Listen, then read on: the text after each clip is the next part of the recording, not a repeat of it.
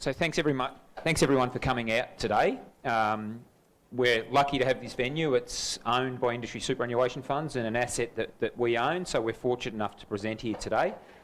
There has been a slight change to the agenda that we sent out. We're lucky enough to have Jim here from BCA, who's going to talk about the current global macro outlook, but then also from a superannuation perspective, hopefully a little bit longer term. So Jim has to rush off to a meeting at 2:30, so he'll give a presentation for probably the first 45 minutes. We'll take any questions, and then we'll hand over to Stephen Rowe, our CEO, who will present for the last half an hour, talk about the VBI, how the fund's performing, and again, the same, take any questions. It is pretty informal, so if you do have questions along the way, I'm sure Jim will be happy to take those. So BCA is a leading global macro research firm who looks at the markets for us, and we use that research. So we're really fortunate and thankful to have you here today, Jim. So I won't take up any more time. I'll hand over to Jim. Great. Thank you very much. It's great to be here with you. So what I'm going to talk about today is what I would argue are the two most important drivers of global macro conditions and global markets. And I think that half the battle in being a successful investor is about figuring out those two or three key drivers. And then if you can figure out those two or three key drivers, at least you know what you need to spend a lot of your time on trying to forecast. Whereas if you have a whiteboard with 30 potential drivers of the global macro environment, then you have a much more challenging task. And I would argue that the two most important drivers for the global economy and global markets since 2014 have been the outlook for the Chinese economy and the outlook for the US dollar. And if you can get those two forecasts right, you're going to be doing very well in being properly positioned in global risk assets. And in fact, those two views are much more interrelated than a lot of people think. And that is because China is a very important driver of non-US growth. The US is in fact a very closed economy. And that means that when China does well, Europe tends to do well, Japan tends to do well, Australia, of course, emerging markets. So when China does well, growth and interest rate expectations in the rest of the world tend to be revised upward. And what that means is it becomes more likely that the US dollar will depreciate. So China is actually a good starting point for even an assessment of the US dollar. And we would argue, and I think the best way to show how powerful that point can be is by thinking about what was happening from 2014 to 2015. 2014 to 2015, the US dollar was appreciating by 20%. Now, what clients would often say at that point when the US dollar was under upward pressure is that the US dollar was strong because the US was the cleanest dirty shirt. You know, every other market and every other economy was under downward pressure, and the US just looked the best from a very weak bunch. And why was every other market under downward pressure? Because the Chinese economy was under downward pressure. Now 2016-17 rolls around, Chinese policymakers stimulate, the global economy starts to gain some momentum, and the US dollar starts to depreciate. And that was a second phase in that relationship between the Chinese economy and the US dollar. And we would argue that we are now approaching the third phase, where in 2018 it became very clear that China was going to be weaker in its growth. And as a result, and also because of a very strong domestic situation in the US dollar was going to be under upward pressure. So how long are those conditions going to persist, and what are the longer term implications for your fund that you should be thinking about? And China is where we should start our assessment. So if you turn to page 2 of your presentation, what you'll see on page 2 of your presentation is the long-term drivers of growth in China. And in fact, these are the long-term drivers of growth in any economy. And that is labor force growth and productivity growth. And labor force growth in China is moving into, and this is slide 2. So actually, I think you have several slides on your pages there. So it's slide 2. So the title should actually be Structural Drivers of the Chinese Economy. So the previous page there. Oh, there you go. I got a clicker. Perfect. I was wondering when I was going to come up. It was all me. So these two charts are very important. And they're very important, and they look even more important when they're on a screen like this, because it's so big. The left-hand side is labor force growth. Labor force growth in China is going to move into negative territory, as we know. This is a function of the one-child policy, which has been reversed, but unfortunately, it's going to take some time for people to have more than one child, for those children to get to an age where they can enter the labor force. So labor force growth is pointing towards a negative structural situation for the Chinese economy. But what is much more important in any economy is really productivity growth, because productivity growth can be influenced by government policy. So policymakers have some control over productivity growth. And if you take a step back, one way to think of these two drivers is, in the long term, the two ways you can grow are adding more workers or making those workers more productive. Now, in the short term, you can grow beyond potential growth by adding debt, right? Because debt is basically borrowing from your future income to consume or invest today. But these are the long-term drivers of growth. And actually, there is one video on YouTube, which I just heard went down globally, so you can't access it right now during this presentation, but you should access it after this presentation is finished. And that is a video by Ray Dalio, a famous investor from Bridgewater. And the video is how the economy works. And it's a 30-minute video on basically how the economy works. I've shown it to my uncle who works in construction, and he understood economics after that. So to me, that's a testament of how powerful that video, in fact, is. I'd recommend, if you haven't seen it, to check it out. So productivity growth under serious downward pressure in China, labor force growth quite negative. Now, why does this matter? Well, if you're President Xi Jinping, the legitimacy of the Chinese government rests on its ability to continue to deliver growth. If they can't continue to deliver growth, then all of a sudden political problems that maybe were brushed off to the side, frustration among citizens, will start coming to the surface. So this is a structural picture that if you're President Xi Jinping, if you're a policymaker in Beijing, you're not very happy with. China also has another problem, which is an empirical problem, and it's known as the middle income trap. So the middle income trap is a concept in economics where economists have observed the fact that once countries get to middle income status, it becomes very difficult to get to high income status. And that's because going from low to middle income requires investment. Right? If you build factories and roads and bridges, and you put workers in those factories, they can produce output.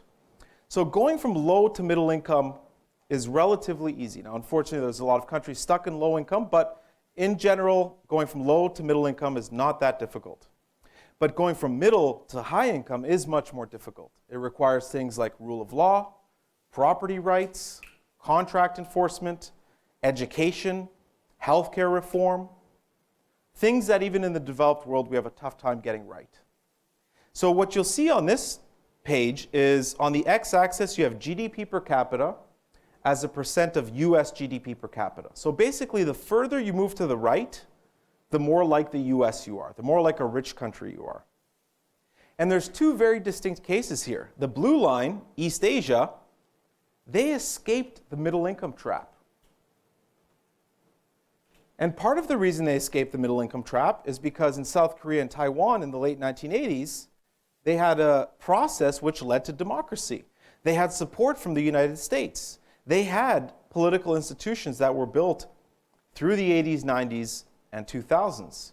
But Latin America, unfortunately, has not escaped the middle income trap.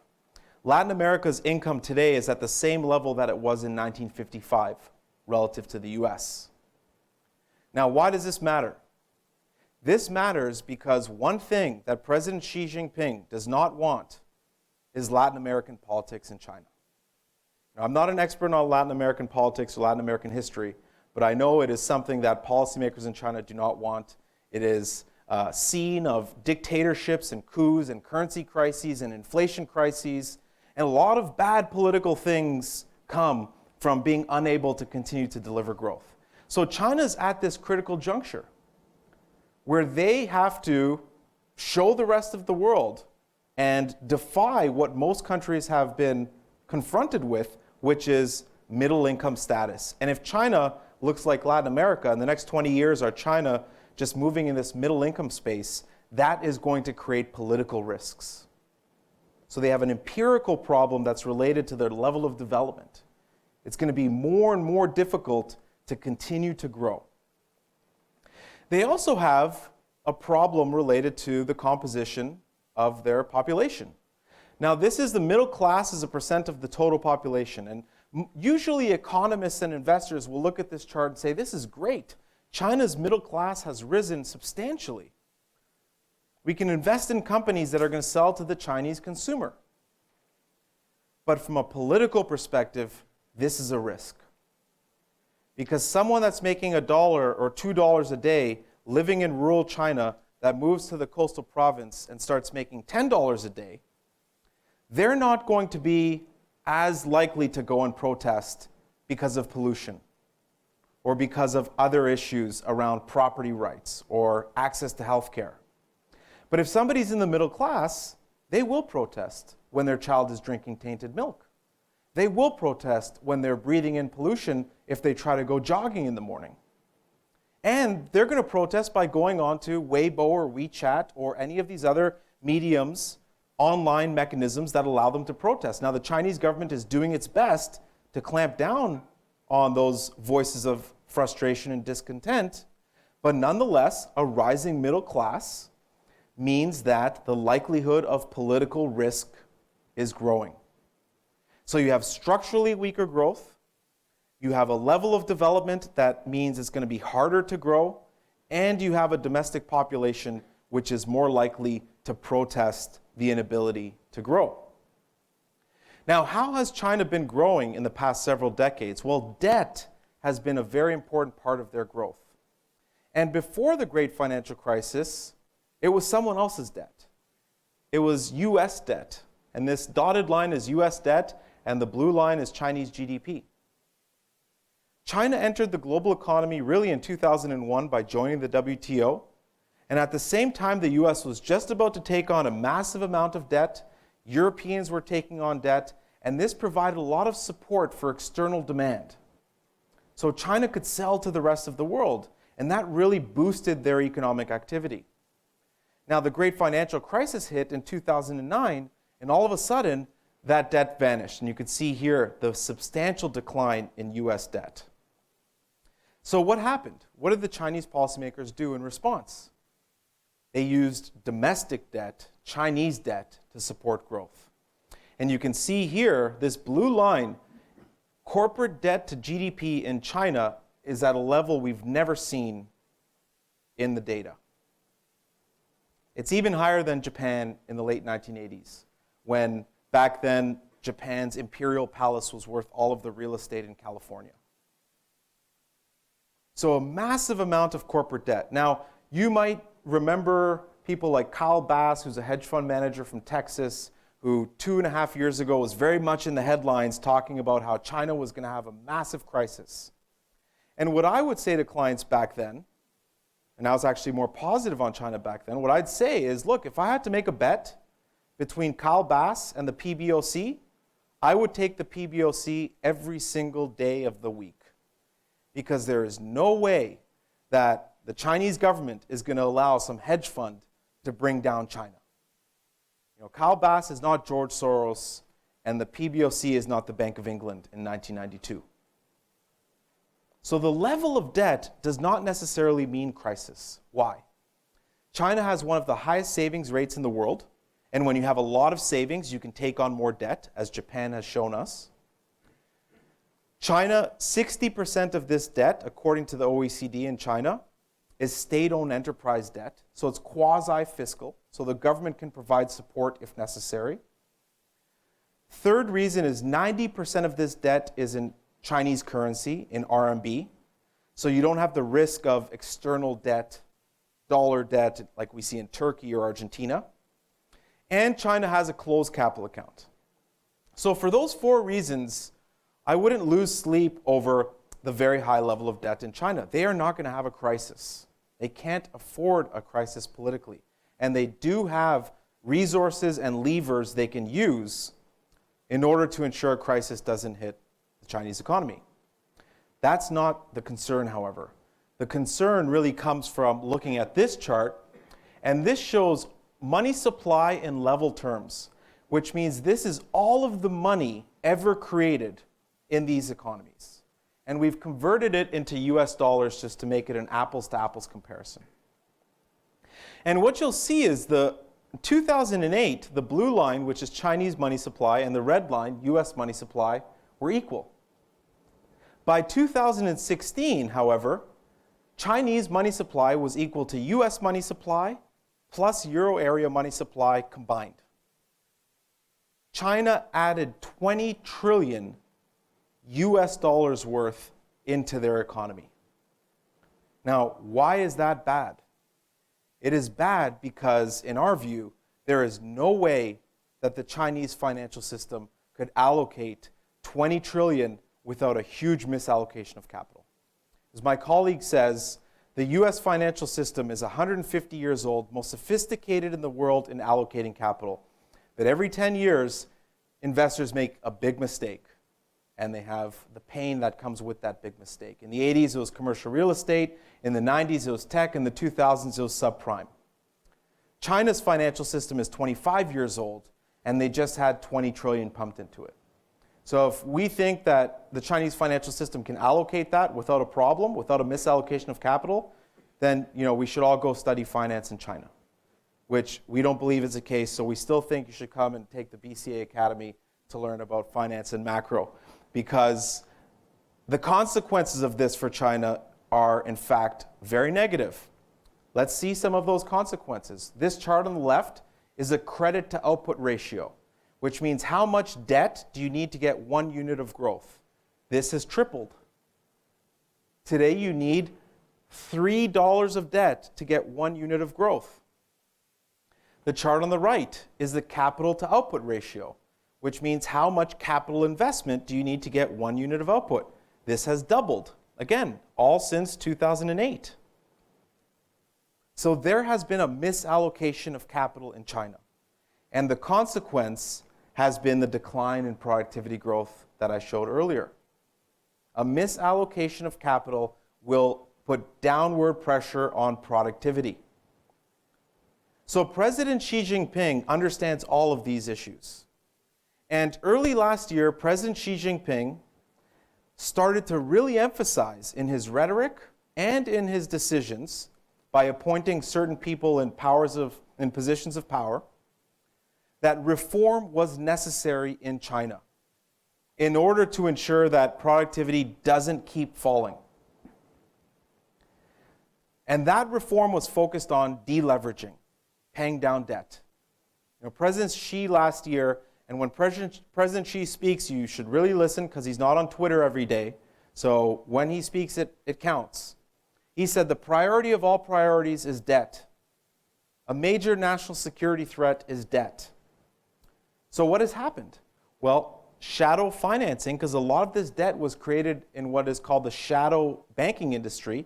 These are wealth management products, leasing companies, insurance companies. Shadow financing has collapsed. So this is what policymakers in China think is necessary. And now we're not making a normative statement. We're not saying Chinese policymakers need to do deleveraging or need to do reforms. We don't have any opinion on what is necessary to do. Our job is to forecast what they are going to do, not to tell them what is right to do. But why is this important for you as an investor? It's important for you because since 2009, Chinese debt has driven Chinese growth. The blue line is Chinese debt, and the dotted lines are indicators of Chinese growth. And debt tends to lead growth. So if President Xi is in fact going to continue to deleverage and make it difficult for companies to access debt, then that means that the Chinese economy, and I say old China here in particular, because sometimes clients will ask, what about the Chinese consumer? The Chinese consumer for a global investor is irrelevant. You know, I would be shocked if you could name 10 or 5 non-China companies that are driven by the Chinese consumer. Companies and countries and commodities outside of China are driven by old China, industrial China. And industrial China has been driven by debt. So if President Xi is going to continue to deleverage, that means this blue line is going to stay depressed. And the Chinese economy is going to continue to be under downward pressure. Old China is going to continue to face downward pressure. That's bad for commodities, it's bad for emerging markets, it's bad for cyclical stocks. And here you can see quite clearly how bad it is for emerging markets. This blue line again is Chinese debt, and the dotted line is emerging market earnings. Chinese debt drives emerging market earnings, broadly speaking. Now, some arguments are made around differentiation. You know, EM is much more diversified today than it was in the past. And there is certainly evidence of that. But the problem is when EM sells off, all of EM sells off. You know, investors don't say, yes, EM is down 15%, but India really has a great story, which India structurally has a great story. But investors typically sell EM as a whole. So if China drives emerging market earnings, broadly speaking, this is going to continue to be a headwind for emerging markets. And as I said earlier, it's going to be more impactful for non-US growth. The US is much less driven by what happens in EM and what happens in China. So everything I said up until now is actually bullish for the dollar. Because if China's going to be weaker, and Japan and Germany and Sweden and Australia and Brazil and New Zealand are going to be weaker, that means in a relative sense, which is what currencies are all about, the US is stronger. So up until now, that's not a very bright outlook for the Chinese economy. And if you add the geopolitical context, it gets even more grim. And I added this section to the presentation a couple weeks ago after we had our annual conference in Toronto. And that's because we had Prime Minister Stephen Harper, former Canadian Prime Minister, speaking at the conference. And I'm the co-chair of the conference, so I was interviewing him and had an opportunity to speak to him for quite some time before the interview.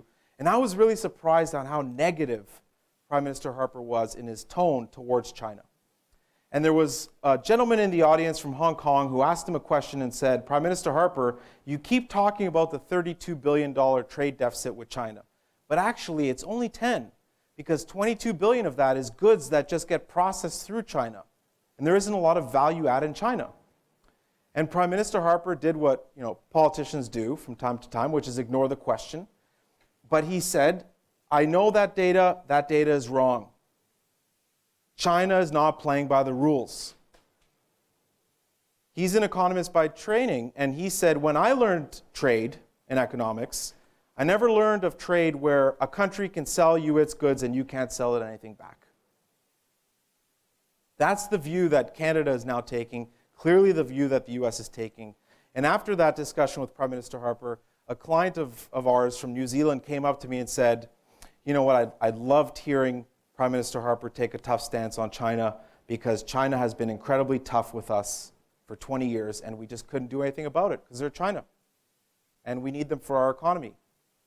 And his language wasn't as clean as what I just used, but he really thought that it was an opportunity to finally get back at China.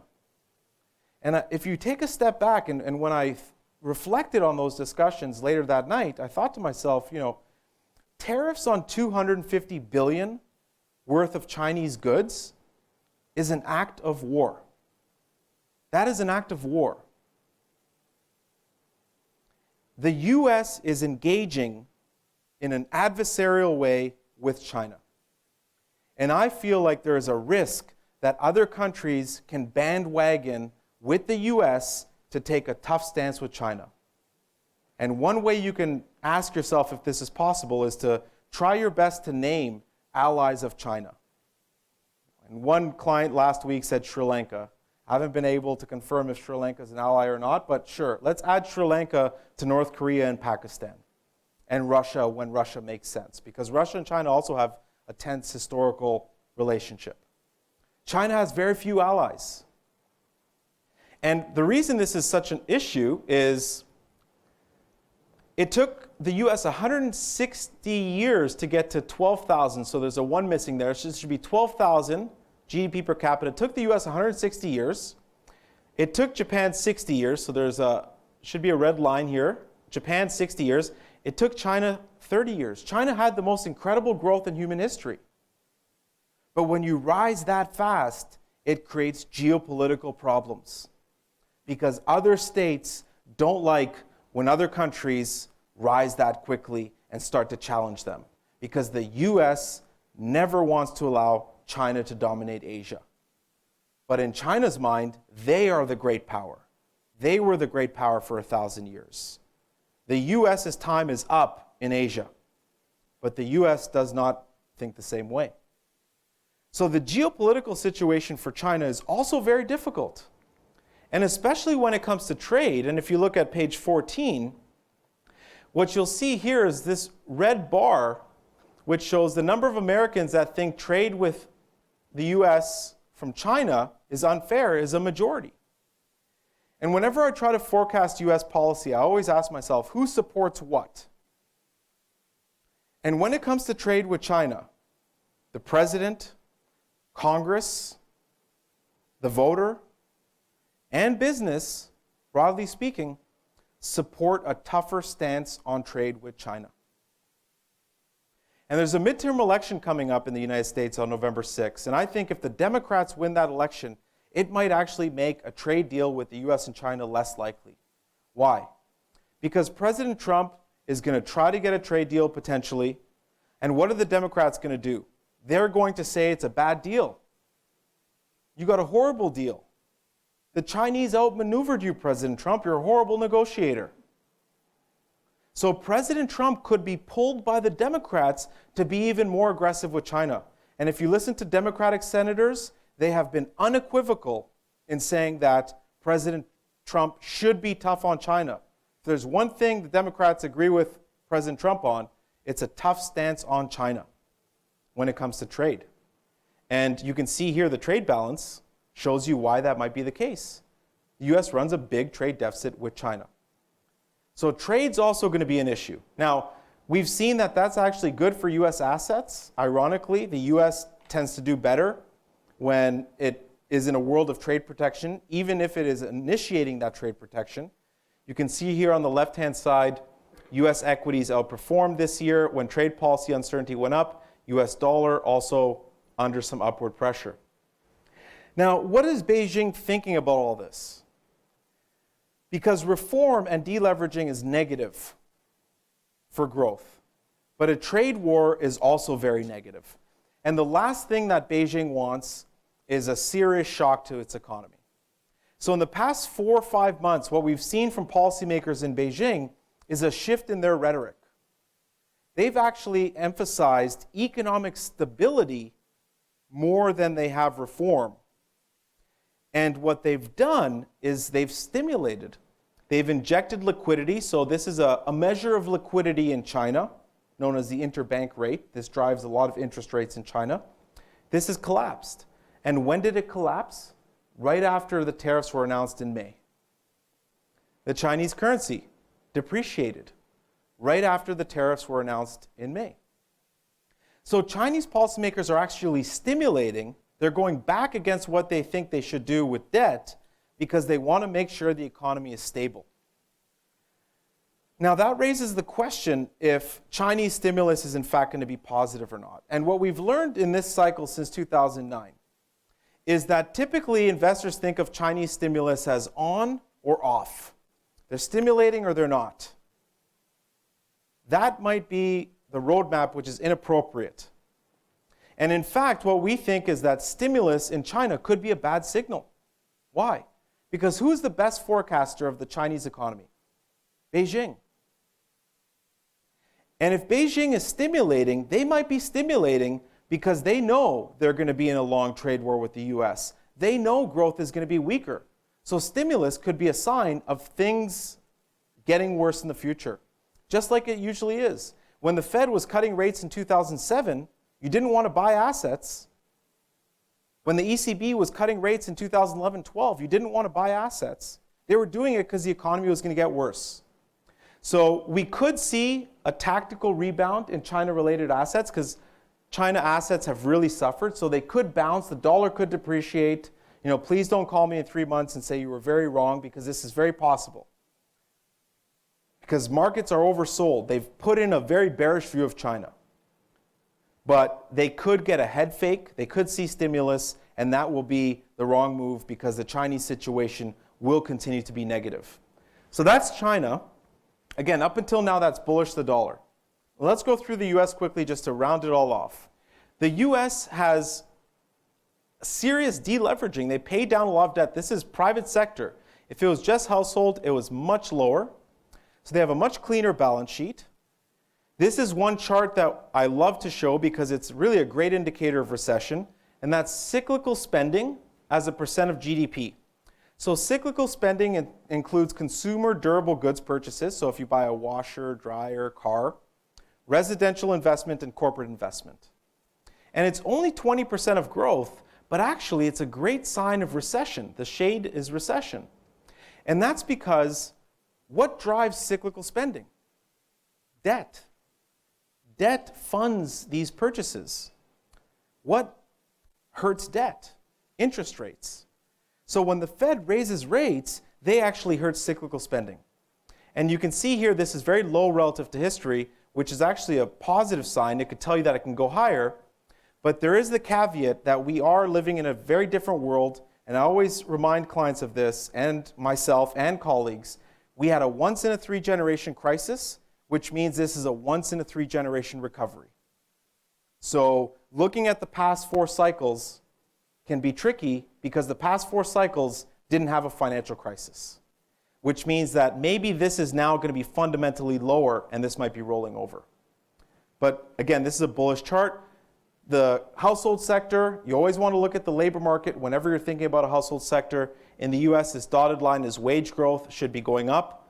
Household net worth in the US, elevated.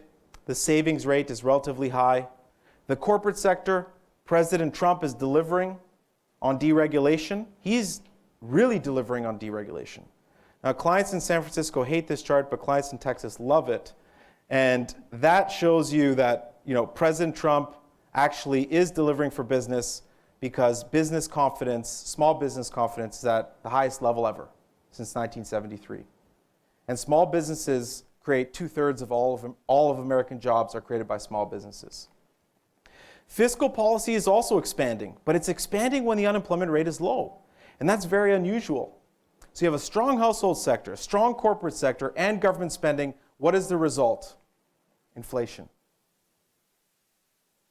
We think inflation is going to continue to grind higher in the US, and because of that, the Fed is going to keep raising rates. So these dots are the Fed's expectations for rates into 2020. The blue line is the market's expectation. Now, why is there this gap? I would argue this gap exists because the market, it might not think that the Fed can't raise rates for the US, but maybe the Fed can't raise rates for the rest of the world.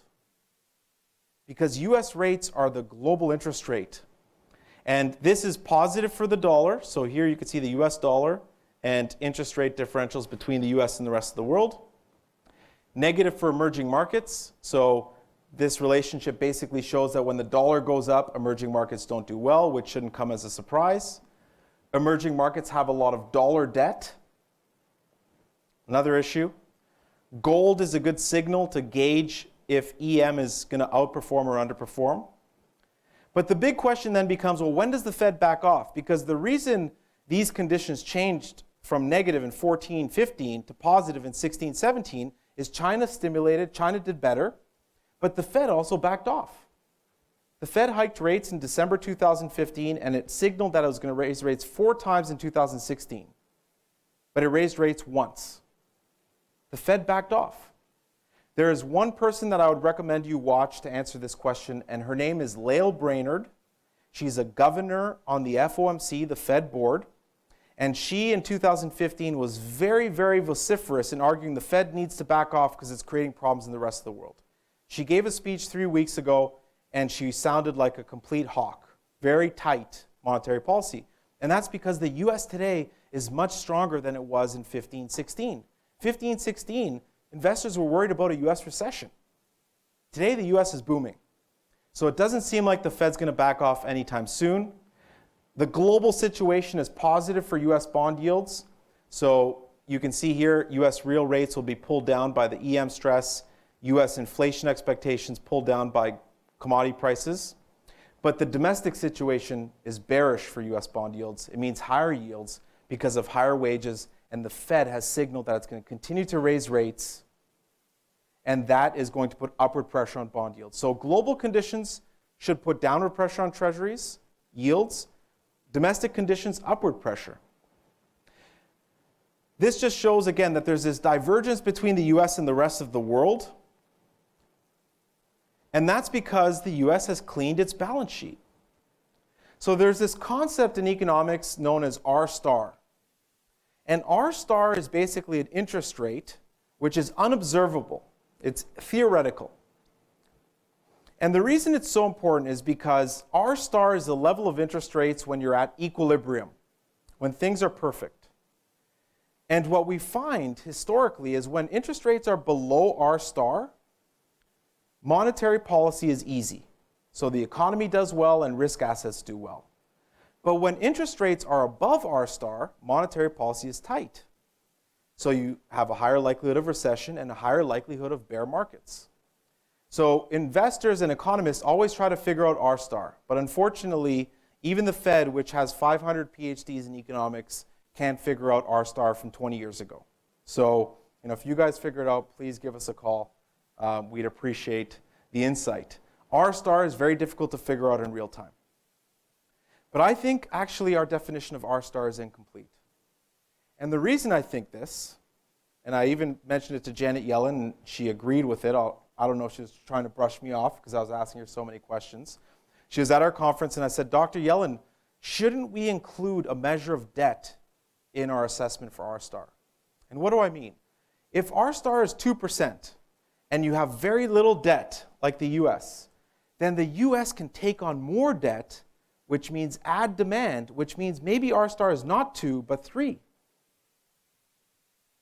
But conversely, if you have an R star of 2% and you have a lot of debt, like emerging markets, maybe your R star is actually 1, because the private sector is going to be paying back its debt, which is growth negative.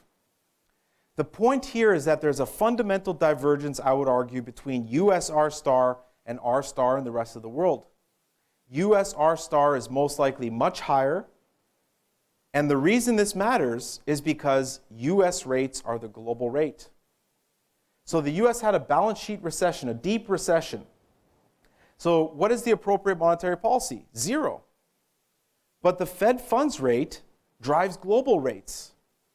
Did Australia need 0? Did Canada? Did Sweden? Did emerging markets? No. So what did those countries do? They took on debt. This is household debt in Canada, the blue line, and in the US. And you probably know this looks the exact same for Australia. In fact, even higher. Why is this an issue? Because interest rates bring down debt bubbles. Interest rates bring down excesses, like elevated housing prices. So I think the Fed's going to raise rates, and it's going to start killing off asset imbalances in the rest of the world. And then the Fed backs off when it comes back to the US, and the US cycle keeps going. And then the Fed tries to raise rates, and then EM has a crisis, the Fed backs off. Fed tries to raise rates, Canada, Australia, Sweden have a crisis, the Fed backs off. But the US cycle keeps going longer because the US can tolerate higher rates, whereas the rest of the world can't. So there's a divergence there. In terms of Europe, just to wrap it up, there's a lot of exposure in Spain, actually, when it comes to emerging markets. Spanish banks hold a lot of emerging market assets. So if you're looking for an LTCM, which is a crisis that happened in 1998 where a hedge fund in Connecticut basically went to zero because they had a lot of emerging market debt, Russian debt. If you're looking for an LTCM-like crisis, look in Europe. Europe is exposed. And Europe is also in some problems near term because of the situation with Italy. Now, we think the Italians are going to resolve their differences with Brussels, with the European Union, the European Commission. Near term, there could be some headwinds. But the problem for Europe is their financial system isn't fully repaired. And the financial system is a critical part of any economy. So Europe could continue to underperform, although not as much as emerging markets. So we currently have a neutral recommendation to Europe. Now, what is the risk next year? Because I sound quite bullish on the US, and that's what the fundamentals show us. But there is one risk, and it's oil. Trump is pursuing an aggressive strategy with Iran. So Iranian oil is coming down. And Iran has one lever that they could start to use, which will be very painful potentially for oil, positive for oil prices, and that is terrorism in Iraq. Iran has many Shia proxies in Iraq, in Basra in particular, which produces 3.2 million barrels a day of oil. If they start to destabilize Iraqi production, you have lower Iranian production, lower Iraqi production, Venezuelan production is falling, you could have $100 oil. And that could be a negative shock to the US, where confidence is high in the consumer sector, house and the corporate sector. Disposable income would fall for the household sector. Corporates are facing higher interest rates, higher wages, stronger dollar, and if you add higher oil, that's very bad for corporate profits. This could create a negative outcome in the US economy. One other problem in the US is in the tech sector. So this line on the top of page 40, this gray line is tech sector profit margins. The profit margins of tech companies are at levels we've never seen before. Now, why is this a problem? It's a problem because who doesn't like profits? Populists. And we have plenty of populists in the United States. That's how President Trump was elected. And what the American voter doesn't like, and I was in San Francisco and Silicon Valley a couple weeks ago, and it was great to see facial expressions after showing this chart and saying what I'm about to say, which is American voters don't like people that make $500,000 a year, drive a Tesla, and eat avocado toast.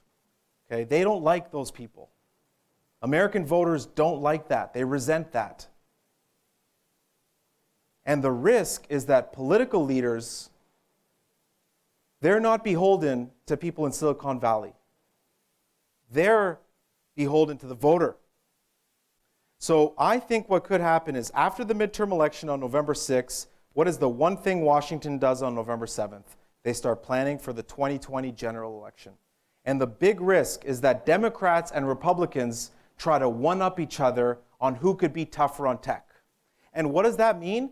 That means they could change laws. They can change the antitrust laws. They can change the investment laws. They can change conditions to make profit margins this high unlikely. And that means investors will derate profit and margin expectations for tech companies, and this is a big risk. So if you start seeing, signal that I had that really put me on this view was political leaders criticizing Jeff Bezos for throwing a very expensive party. Why are they criticizing Jeff Bezos? He's throwing a party. He's rich. They're criticizing him because voters don't like people that throw $20 million parties. And they can throw $20 million parties because they've had a special situation that have allowed them to take on a lot of profits. This is a risk for US stocks because tech makes up the largest part of the US equity market. And you can see here that both Democrats and Republicans, again, when both parties agree on something, you could sense that something's up. Both Republicans and Democrats think the amount of regulation on tech should increase. Okay, last but not least, my favorite chart maybe that I've ever created at BCA, which is this chart on the left here. And I think President Trump is playing a very dangerous game with the Fed, with Fed independence. Why is that the case? Because President Trump was elected really for one reason: to protect the US economy. If anybody messes around with the US economy, good luck, because you're going to meet President Trump and the US military in the parking lot. Now, the Fed's job, so Trump's job is to protect the economy.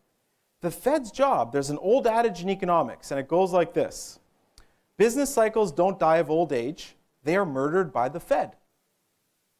The Fed's job is to kill the business cycle, to contain inflation. Trump's job is to protect the business cycle. So there's always a conflict between politicians and the central bank. And that's why politicians have always avoided criticizing the central bank, because they do a job that is unpopular. So if you criticize it, it's the easiest victim you could ever have, the easiest target you could ever have. Now, why is this an issue? This is an issue because President Trump has started to attack the Fed. And this is probably one of the biggest mismatches in communication in history. Like him or not, President Trump is a master of communication. This is a guy who won the highest office in the world, the hardest job in the world, by ignoring the political advice of everybody in Washington who makes $1 million a year. He ignored them all. This is a guy who is in a battle with the media whose job it is to communicate. And many people would argue he's winning. The Fed, when they think about communication, they basically high-five each other when they drop one word out of a statement. You know, yes, we went from good growth to mediocre growth. What a relief. Great job, John. They don't do communication. And Trump is taking this communication battle to Twitter, where Trump has 55 million followers and the Fed has 450,000. And I suspect probably 20 of them are in this room. So if Trump is going to criticize the Fed, now the standard response here from an economist is that the Fed doesn't care. They're going to do it anyway. That's the worst thing they could do. Because what's going to happen here potentially is the Fed is going to do what it should do, cause a recession, and after that recession, you're going to have 30 million Americans that hate the Fed. And if you want a taste of how that could turn out, look at this chart. Republican support for the FBI has fallen 16 percentage points since Trump came into office. FBI. Republicans love the FBI compared to the Fed. So if Trump can damage the reputation of the FBI, imagine what he could do to the Fed. And then imagine after the next recession when a voter calls their congressman or congresswoman and says, why the hell did the Fed kill the business cycle? I would love to hear that congressman start to talk about the benefits of inflation expectations and price stability for long-term growth potential. That's not going to happen. They're not going to do that. They're going to say, you're absolutely right. I'm going to go to Congress and make sure the Fed pays for what it did. So the risk is that after the next recession, the Fed is going to lose its independence and long-term inflation is going to trend higher. So long-term, we have a view that inflation is in fact moving higher, and this is a fundamental shift in the macro environment from the past 30 years. So I'll leave it there for any questions you might have. Yes? US and China, is there anything about Australia at all in all of these? Absolutely. So, one of my colleagues said emerging markets, a lot of their companies, their cash flow growth is driven by China, and their discount rate is driven by the Fed. So cash flow growth is dropping and discount rate is going up. Both of those are bad for stocks.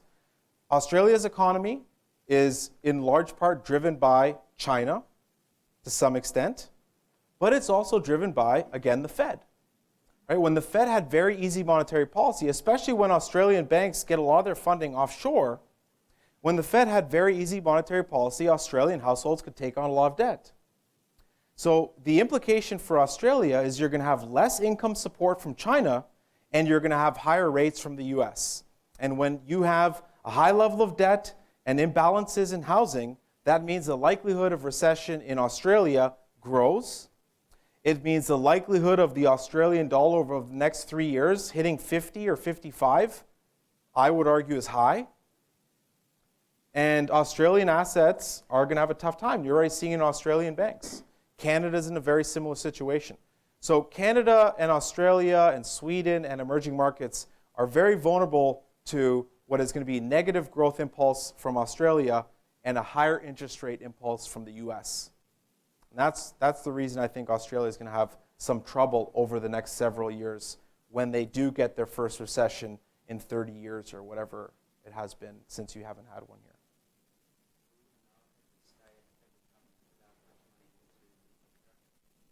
In China?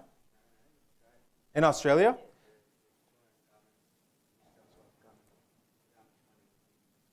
Yeah, so how much money, the question was for those that didn't hear those online, can the Australian government pump money into the economy in order to offset the recession?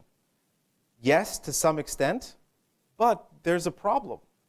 And the problem is that usually when recessions hit, economists and investors understand that government spending is good. Because when the private sector is not spending, the government sector should spend. But what happens in reality? What happens in reality is that voters don't like when the government's spending when they're not spending. Why did Barack Obama cut spending in 2011? Why did the sequestration come in? President Obama came out and said, "You're tightening your belt, we need to tighten ours." Actually, that's the exact opposite of what they need to do.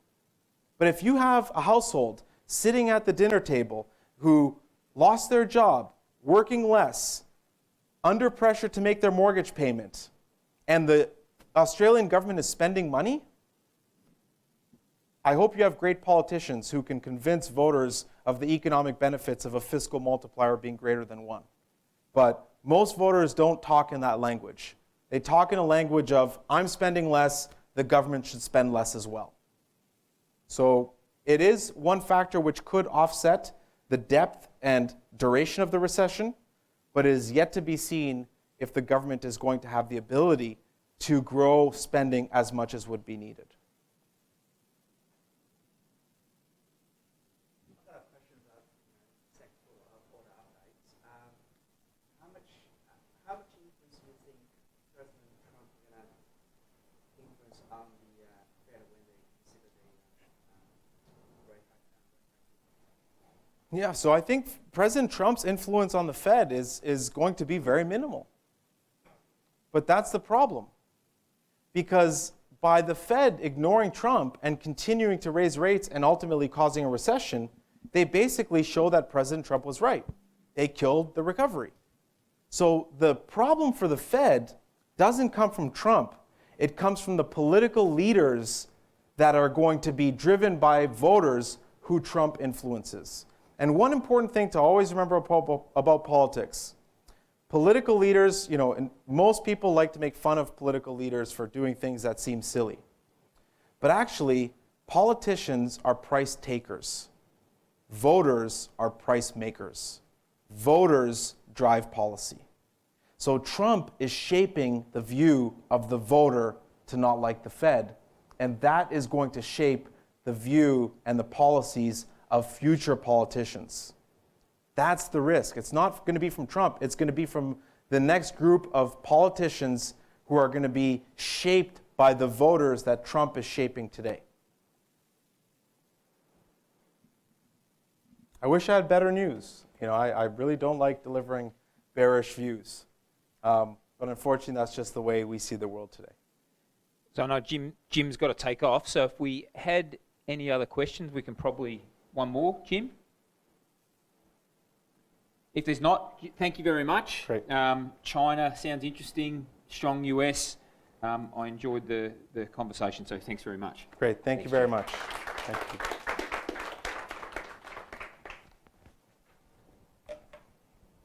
you. We're just going to change the mic over quickly, and then you'll hear from Stephen. Stephen's going to give an update on the fund. I don't know if I've got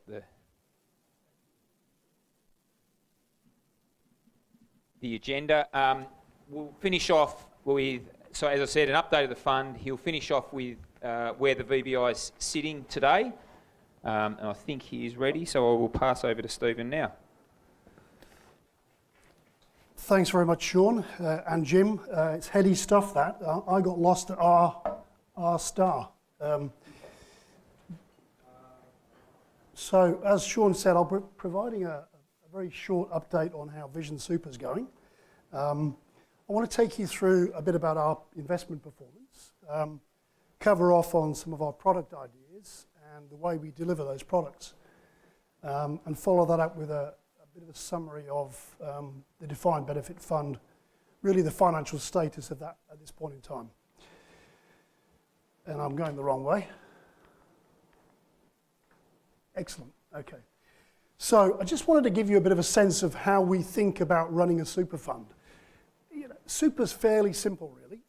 It's about money coming in, it's about investing that money effectively and efficiently, and then paying it back out to the beneficiaries. So we really do at Vision Super try to keep things fairly simple. And it's incredibly important from our perspective that we continue to grow the funds under management. And we've been relatively effective in doing that in the last 4 or so years. We've come up from 5.7 billion to just under 10 billion now. So pretty nice growth, really. Of that $5.76 billion, 300 million was Tasplan's money and WA Super's money. So it was roughly 5.5 million to almost $10 billion. It's also incredibly important to be effective, as I said, and efficient. So when I arrived at Vision Super 4 years ago, the admin platform we were using was relatively aged and frankly wasn't digital and wasn't capable of being, from my perspective, developed and improved. So we changed admin platforms to a platform that's looking after some 2.5 million super accounts. It's called Acurity, and that platform has really enabled us to become quite a bit more efficient in the back office and provide members with a better experience when they come online, and employers too, we believe. Costs are really important. Getting costs out of the business, incredibly important. So we've spent a fair bit of time reviewing the investment structure and the number of managers we engage. So when I arrived some 4 and a bit years ago, we had some 70 odd managers. We've got that down to 53 today. So when you reduce your number of managers, plainly there's a risk in doing that. But one of the benefits of doing it is to get a better fee from the managers that you retain. So if you give them more money, there's a fee scale and a tiered fee scale. So it enables you to get a reduction in your investment costs.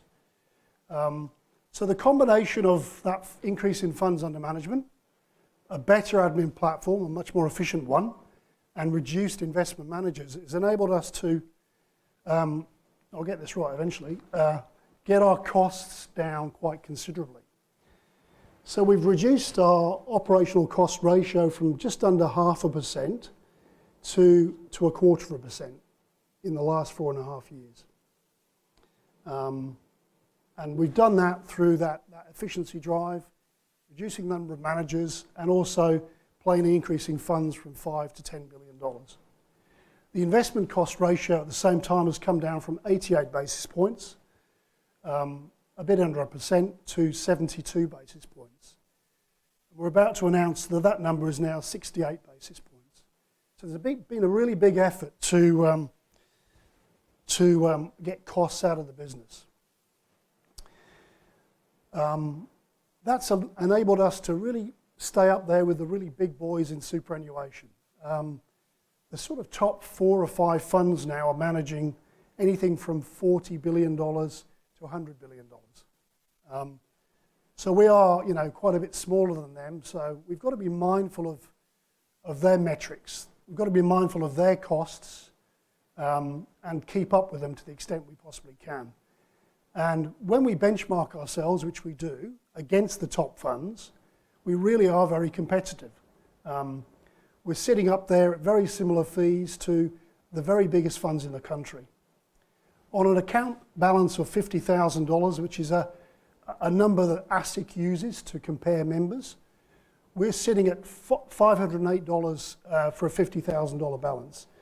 The average industry fund is around about $602, and the top quartile is a little bit under what we're charging. So we're quite competitive in that respect. I've talked about the operating cost numbers. If you look at the super ratings number, that's the main benchmarking organisation in the country. We're sitting in platinum, and we've been there for 10 years. So pretty strong in terms of our rating against the industry, which we're very mindful of. Investment performance is why we're here, essentially. Last financial year, and again, this is only 1 year, our rank was equal 9th according to super ratings. The very best fund did 12.5%. That was Host Plus. They've got a very, very growthy portfolio, which has performed incredibly strongly last year when markets were strong. But we achieved 10.4%, which was equal 9th. Now, 1 year performance is nice. Longer term performance is much more important. So we've also presented a bit of a chart here for you insofar as Vision Super's number against the top quartile funds and the median funds. So we try to achieve median numbers for the last 10 years, but over the last 2 or 3 years, we've improved our performance up to top quartile. So over 10 years, we were sitting at 6.3% versus a top quartile number of 6.9 and a median of 6.4. So over 10, we're about median. Over 7 years, 8.9 versus 9, so right on the median number. Over 5, slightly below 9.5 versus 9.7. Over 3 years, 8.2 versus 8.5, so very close to median. And over the last 12 months on median. So we're tracking pretty nicely against our industry peers. I would say investment performance is one thing, investment risk is another. Given our demographic, we try to reduce the amount of risk we take for the return we get. So we're always looking at ways to reduce that risk. And we won't, I think, dial up to 80, 90% growth in the way that some funds do. Because when you do that, you get the volatility along with it. Look, members are voting with their feet. You've seen the sort of funds under management increase. This is a bit of an indication of what members are doing. They're also giving us money voluntarily. So member rollovers have gone from $78 million a year to just under $150 million a year. Quite a nice increase. SG contributions have come up by 25%. Member voluntary contributions have come up, well, they've doubled, 121% increase. And salary sacrifice is increasing quite nicely too. So total contributions from members have come up to $607 million a year, which was up from $391 million. Total revenue last year was $1.4 billion. So we really are growing at quite a nice pace. We try to keep things relatively simple at Vision, but from time to time we do introduce new products. So 2 years ago we introduced a low carbon, low cost product. That's now enrolled some 7,000 members. Those members can only join online, and they can do so as a result of that new admin platform we introduced, which allows them to join online in 90 seconds. So we've seen quite a bit of growth there, and we're advertising that digitally, which is pretty reasonable cost-wise. A few months ago, we introduced an innovation and disruption product. I'm not sure, after listening to Jim, you'd want to enroll in that, given there's a fair bit of high tech in there. But long term, that has been an incredible performer, that sector, and we suspect, given the momentum from the Amazons and the Facebooks and the Alibabas, etc., we think that will see some volatility, but I think longer term, their business models are pretty effective. So we'll see some growth there too. There's a property option coming, which is a single sector property option. Once again, property is pretty hot according to Jim, but longer term, people may wish to enroll in that. And an infrastructure option. We've made 11% a year for the last 15 years in infrastructure. It's been an incredibly good asset class for us. So we thought, given we've got some pretty good managers in there, we've got some good assets, members might like to take some more infrastructure through an option structure. We've got a lot of members enrolled in our pensions options. We're about to allow members to join the pension online, simply and easily. That's probably another few months away, but we're getting close. We're also introducing a new pension product, which is going to be called the 3 Buckets product, which is essentially a small amount in cash, 10% in cash, for the pensioners' cash needs, 30-odd% in conservative assets, and 50% in more growthy assets. So there's another product coming down the line. You know, some funds have got 300 products. We don't have anywhere near that, and we're never going to do that. We think what we've got is pretty attractive to most people, but the addition of these options will certainly help add to that piece. Look, we've been committed to face-to-face service with members and employers really since inception, which is 1947. We've really ramped that up in the last 3 or 4 years. Last year we had sort of 2,500 employer meetings where members were invited to retirement seminars, to expos, to contribution seminars, to insurance seminars, women-only seminars. So we've really tried to get in front of our members to explain the sort of product that we're offering and the benefits that they can elicit from those products. We saw 10,000 members face-to-face last year. So some of the really big funds are incredibly good at marketing and spend millions on it, and have really walked away from that face-to-face service. They're offering a commodity, and a pretty good one, I might add, in many cases. But we think that face-to-face service marks us out as a bit different in the sector. And we'll continue to do that for as long as, certainly I'm running the show, and the board's equally committed to that strategy. Contact centre. We used to just take calls. We didn't really send calls out. So now we've had an enormous increase last year in the number of out calls we make. So we're contacting members in different cohorts. If we haven't heard from them and we think there's a benefit, we'll give them a ring. Certainly not a hard sell process. It's really just an education and a communication process. But we're seeing, really good take-up from those phone calls. People are coming in to see our planners, are interested in coming to seminars, and are taking action as a result of those calls. So we'll keep doing that. We think it's a worthwhile way to run the business. Service level agreements. We've got 79 councils, we've got lots of water authorities, and we've got thousands of other employers. So we try to strike service level agreements with employers. We're targeting 50% of councils with service level agreements. And essentially it's a promise from us for a given level of service at that council. So we'll promise to do an expo a year or 2 expos a year, 3 retirement seminars, 250 member meetings. We make that sort of commitment in writing, and then we provide reporting to the council on our performance against that agreement. Once again, that's pretty different to a lot of funds. You simply don't get that. And we think it's really important. And it's why we've seen those contribution flows that I mentioned a few minutes ago. They've really driven a lot of that activity. The Save More Later scheme.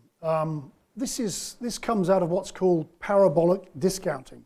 People are prepared to commit to saving later, even if they won't commit to saving now.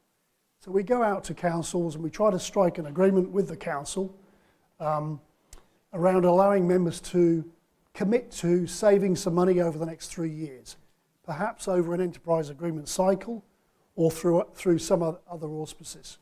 But essentially it's a commitment from the staff member to sacrifice a certain percentage of their salary every year for 3 years.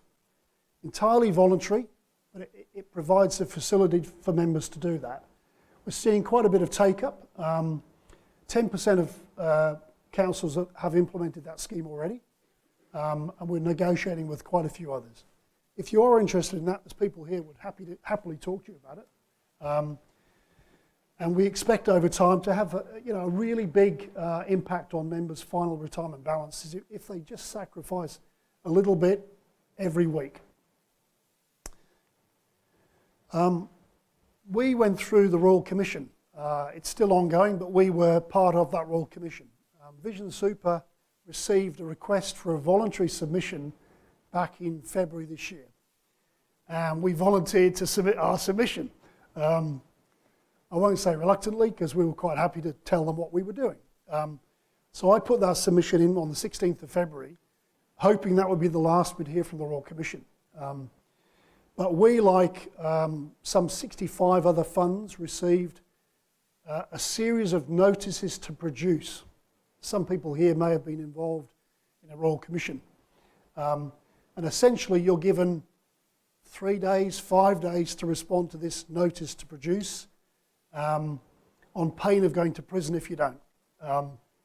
Plainly, we responded pretty quickly and got those responses back. We had 13 notices to produce, and we provided data to the tune of 12,000 data sets. Some of those data sets were one-page emails. Others were entire board papers. All our financial statements, all our expenses, all our credit card payments, our parking fees, etc., etc. Literally, there was nothing we didn't give the Royal Commission. And they've got some pretty smart lawyers down there and some good data analysts. And I was in trepidation of being a witness. It turns out we weren't asked to be a witness at the Royal Commission, which I think is a bit of an endorsement in terms of our governance. I like to think it is anyway, because I know they were very thorough, because they kept on asking more and more and more questions. And that really sort of knocked our plan around a bit this year for 4 or 5 months. But we weren't called, which I think was excellent.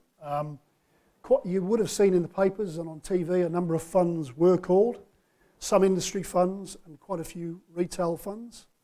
And I have to say that the retail banks were roundly criticised for some of their behaviours when it comes to superannuation.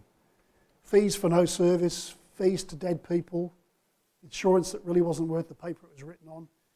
Quite scandalous revelations from the Royal Commission. 2 or 3 industry funds were also called to give evidence, and I'm biased, but I think they gave a better account of their processes and their activities. Time will tell in terms of the conclusions from the Royal Commission, but I was really pleased that having given so much to the Royal Commission, we didn't get a request to come and see them. So they, I hope, believe there's no misconduct at Vision Super. I certainly didn't believe there was any. And they plainly didn't think there was anything we were doing that was outside of community expectations, which were the 2 sort of things they were looking at in their investigation. So a bit of evidence, I think, of the trust members hold Vision Super around Vision Super is the 87% of members trust what we're doing. We do get lots of really good endorsements from members, which is really encouraging and makes us want to do a better job every time we see those sorts of endorsements. Insurance is a big part of superannuation. We renegotiated a contract that we had with CommonSure back last year. It took about 12 months to negotiate the contract. We went out to all the major suspects, the top 6 group life insurers, and we concluded that MLC was the best option for us.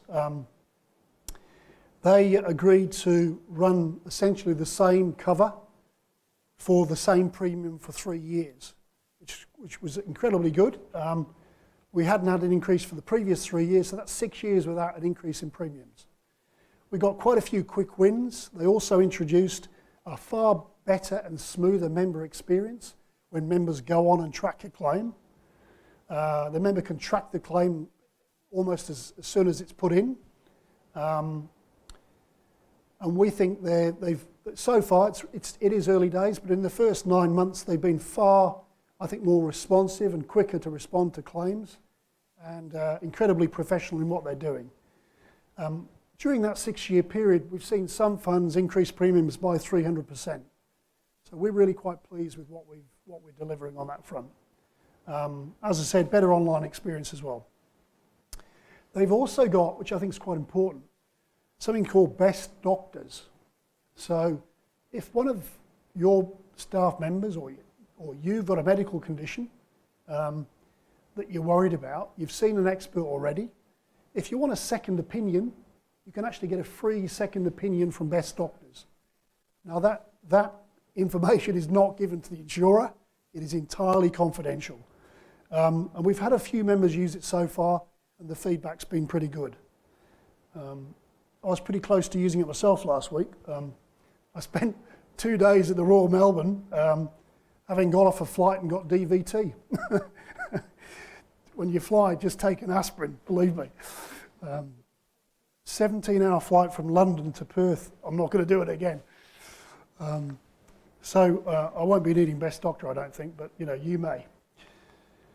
Other achievements. Look, we're councils are very focused on sustainability. So is Vision Super. We're ranked AA now for managing climate risk, and we're number 4 in Australia, according to the Asset Owners Disclosure Project, for effectiveness in managing climate risk when it comes to your investments. We are low carbon, and we have been now for some 4 years. And we're ranked A or A+ by the UNPRI. We'll provide copies of these slides to you and can provide any more information you need. But we certainly are focused on sustainability when we invest. We make sure the managers we use are too. And we're absolutely committed to that. And we set out that commitment and our beliefs around investment in a set of investment beliefs which are online and available to anybody that would like to review them. Some of you came here today just for this, I'm sure. So here goes. So we're really very much focused on the Vested Benefit Index, which is a measure APRA uses to assess our funding level for our defined benefit obligations. So in essence, we have to be in a position at the end of every financial year to be able to pay out all benefits, all liabilities on one day. That's the supposition. You're in a position to pay everybody every penny they're owed for their whole lifetime on this day. So it's quite a hard one, that, given we've got very long-term liabilities. Ridiculous, really, I think. And we've certainly expressed that opinion to APRA, but they won't change theirs. They introduced that standard just after the global financial crisis, because they were terrified that some defined benefit funds were sitting with 30 and 40% funding. So they went over the top and said, you've got to be 100% funded. So during the course of the year, we're allowed to be 97% funded, which is really nice, but at the end of the financial year, it's got to be 100% funded. And when the actuary's doing their actuarial investigation, we've also got to be 100% funded. So there's the task. The scenario of everybody getting paid out on day one is just absolutely impossible.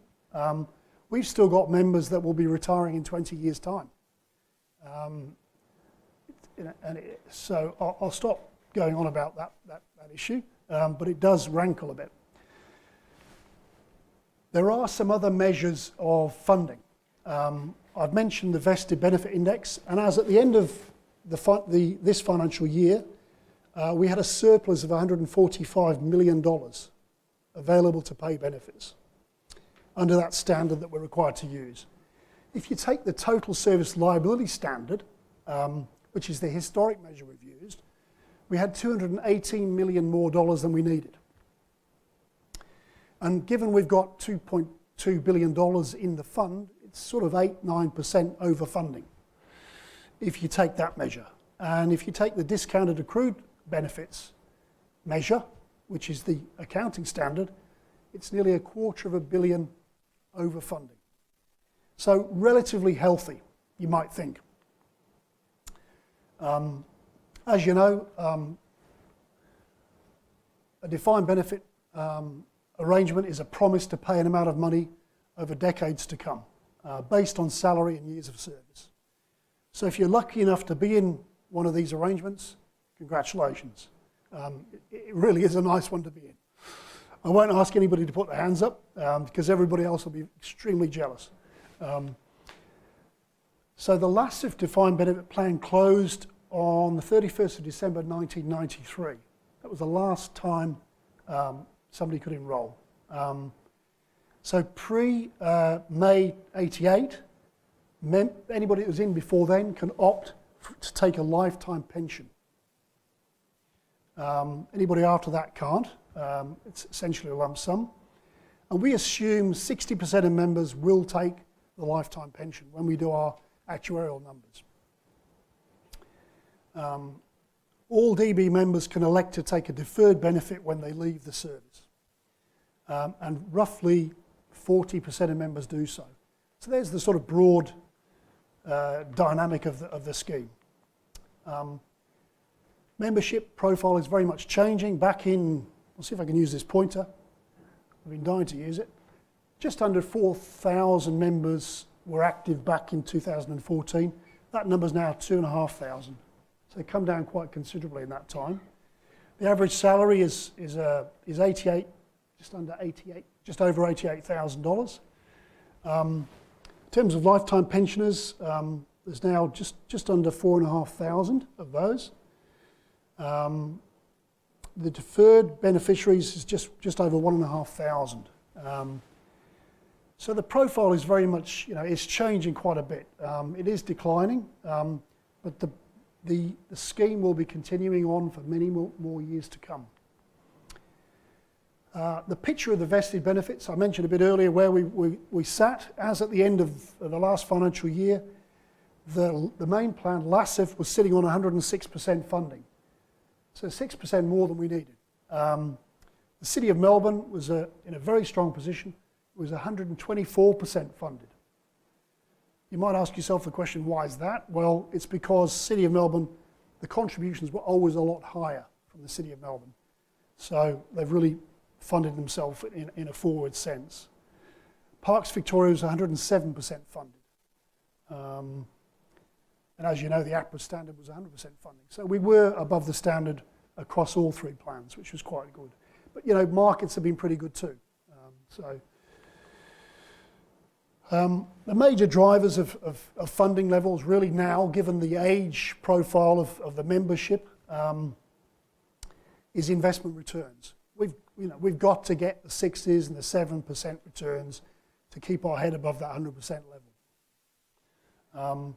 Average salary growth is coming off a bit, but we are still seeing some quite generous EBA increases going through. And of course, there's a lot of step increases as well, so you'd be all too familiar with that. So we've got to keep up with salary movements as well, and pension increases. Inflation's been relatively low, so that's not been such a hurdle in recent times, but as Jim said, we might start to see that pick up in the next few years. But really, the investment return is the main driver of whether we're funded or not. This is a bit of a picture of the volatility that we face when it comes to that funding. All three plans there gives you a bit of an indication of the month-on-month volatility. As you can see, back in February this year, we saw a bit of a dive. Not much though. The picture's been pretty strong, really, since the GFC, with a few exceptions. But a big downturn in the markets can have a pretty big impact quite quickly on that vested benefit index. This chart here, you're probably sick of charts today. You've seen a few. Ours are a bit less complex than Jim's. The actual return compared with expected returns. So the blue bar there is the LASIF actual return compared to what we expected in 17-18 and what we expect in 18 and 19. So we've dropped our expected returns because yields are very compressed in the bond markets, globally really, as Jim set out earlier. And equity markets, the valuations are pretty stretched. So our expected forward returns are coming down. And that chart shows what we're thinking there in terms of the asset allocation we've got with the main LASSIV plan. The City of Melbourne plan shows the actual return in the red bar, the expected return in 17-18, and the expected return in 18-19. Now, we've really de-risked the City of Melbourne plan. It's pretty much in cash now because it's so fully funded. We're confident now we can pay every benefit for time immemorial with the City of Melbourne. So we thought, given we're in that very strong position, take the risk off the table and really reduce the return expectation and change the asset allocation of the fund to go with that. So that really gives you a bit of a picture of the situation the City of Melbourne's in. It's a pity everybody else wasn't in that position, but they're not. We've also reduced our expected return for Parks Victoria, because that's in a slightly better position in two ways. First of all, it's slightly better funding, but also they don't have pension arrangements for Parks Victoria. So we don't have to pay people for decades to come. So the expected return can be a bit lower, and that's reflected in the reduction from 6 to 4.5 year on year. So we've reduced the number of stocks we hold. We've reduced some of the property exposure, some of those more risky assets. So this I probably covered this, I think, already. So you'd be pleased to know we can skip that slide. 3 years ago, we got a bit bearish on markets and particularly nervous about calling councils to pay additional funds, given the experience during the GFC, which some of you would be all too familiar. So we took out some insurance. We took out some options against the main LASSIV plan. So if markets take a tumble, and they take a tumble to the extent of around about 10%, we start to be able to engage our option strategy and get some insurance and get some liquidity for that portfolio. So if the markets really do come off significantly, those insurance policies effectively will kick in and give us some liquidity to buy back into the market at lower levels. Unfortunately, those option strategies do cost money, and it costs roughly 0.5% a year. So for the last 3 years, we've paid away 0.5%. We've had some return from that because there's been some volatility, but not a great deal, to be honest, as Jim pointed out. Valuations have been pretty strong, markets have been pretty strong, based on pretty cheap money for the last 8 or 9 years, really. But we suspect if the markets really do come off strongly, those option strategies will pay off. They won't completely save our bacon because of something called the attachment point. We don't really get a benefit till we get to minus 10%. They're very complex derivatives. Michael Vish will answer any question on those. But they should help us in a really nasty downturn. Okay, where are we going to be in 20 years' time? This is a bit of a picture of sort of the cash flows for the main LASSIV plan. So the blue chart shows the employer contributions gross of tax going forward. As you can see, it makes a bit of a difference, but not a heck of a lot anymore because there's so few members left in there. Cash outflows are the red line. That's benefit payments, essentially, pension payments, running at $200 million a year at the moment, each and every year. The orange bar is the expected investment return, and there's a few sort of rats and mice in there in terms of member contributions that don't make an awful lot of difference, to be honest.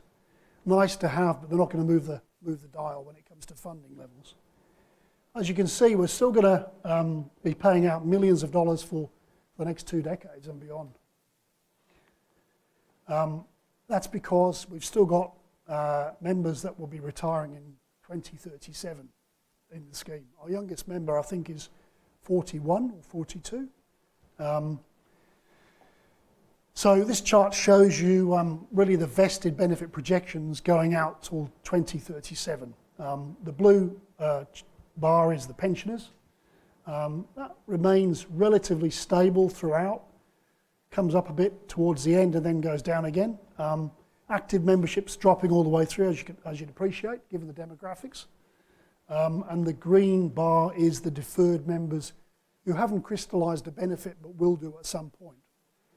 So as you can see, the scheme has got quite a long way to go. But as we get into the out years, the investment risk drops away a bit because pretty much everybody's gone through the system.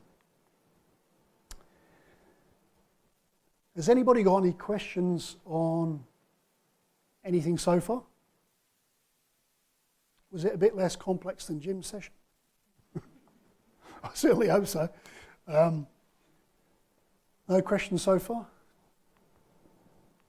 Jim got 3. I've got to get at least 3.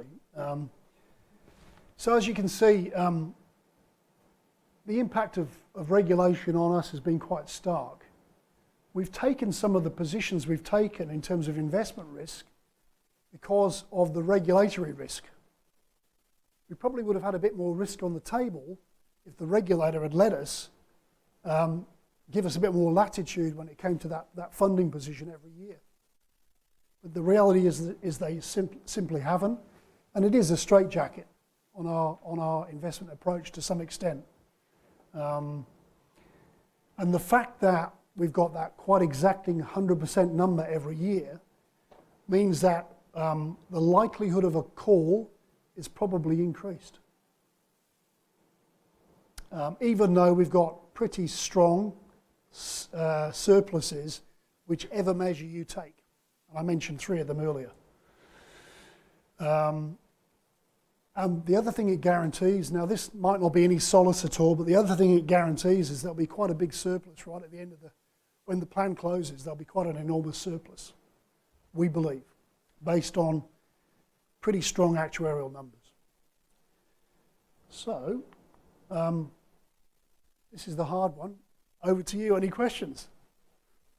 Excellent. Got a question.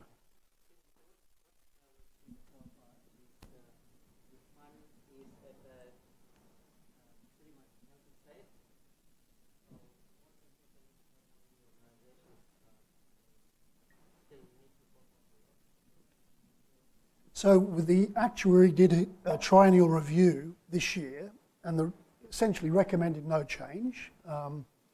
As I said earlier, the contribution flow from members really doesn't make an awful lot of difference.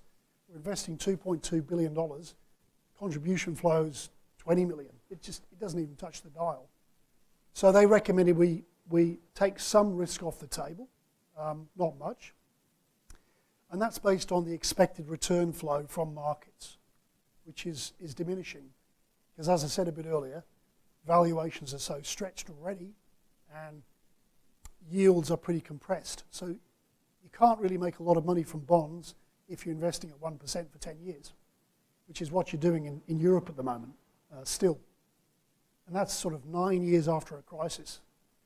So no change was really the recommendation from the actuary, and we've adopted those recommendations.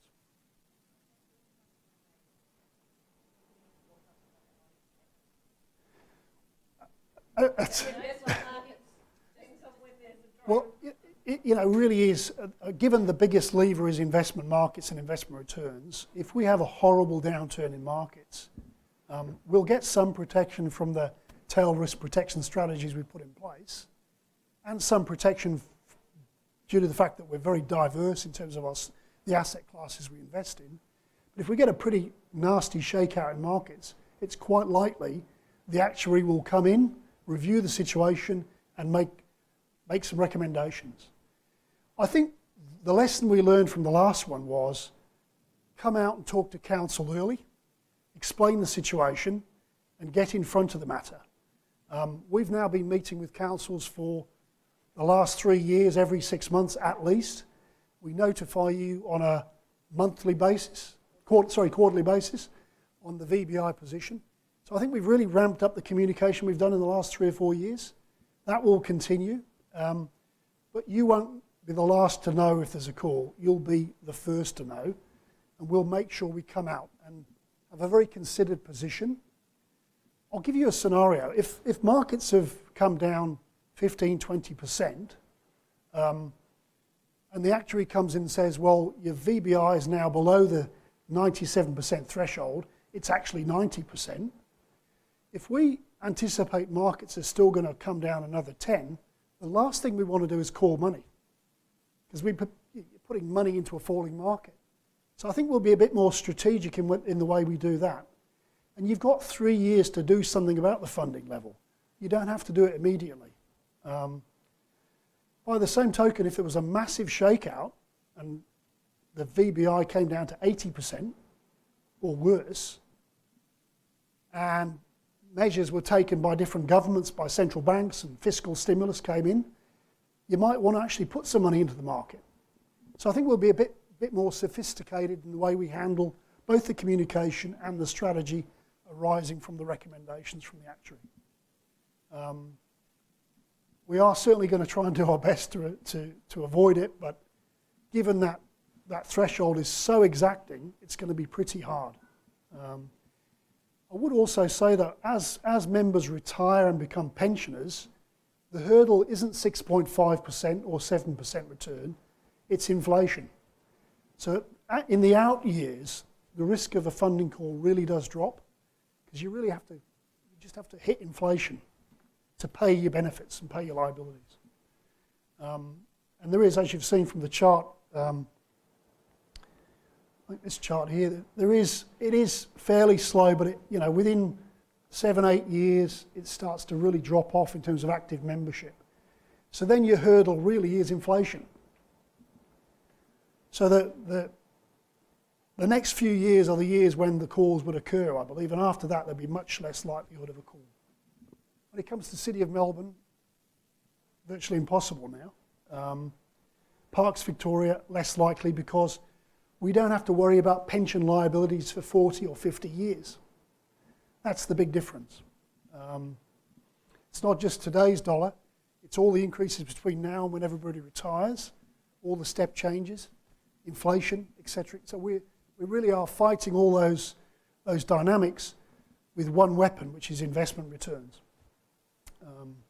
Hopefully that answers the question. Is there another question?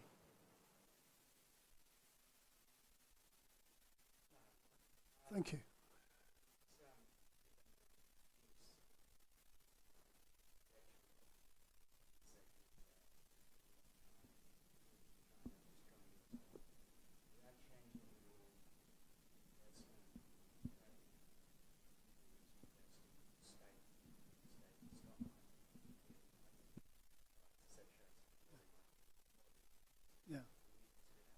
Well, BCAs are a macro advisor. I literally get something from, it's almost every day. We get data from them. Regular presentations, they come to the board meetings. Michael Vish, who's behind me, who's hiding behind the screen there.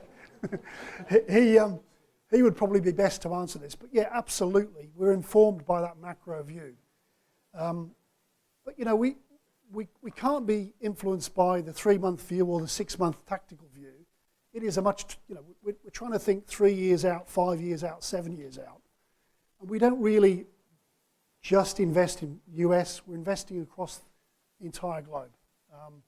So we're trying to be diversified. He gave you a bit of a view on China and America, and obviously they are the two dynamos of the world. Michael, do you want to answer this question? Please come up, Michael. Please come up. And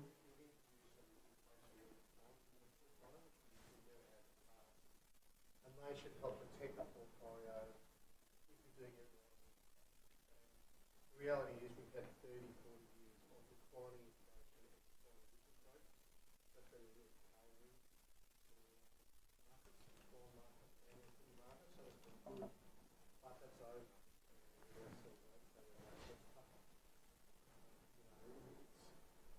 With the way things work, it's going to be very hard to avoid a call. Even if we think we've got enough money to pay our benefits as they fall due, we may have to make a call because we expect the central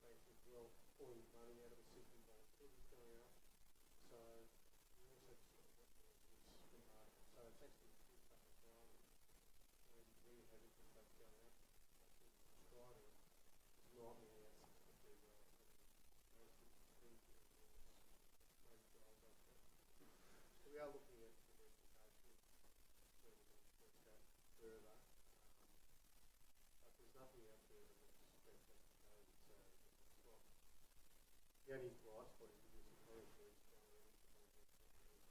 companies that are continuing to now. Not a great story, but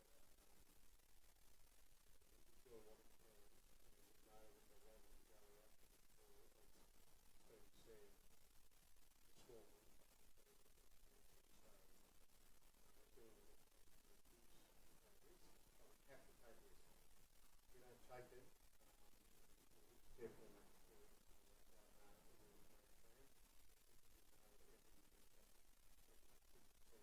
just to stay still.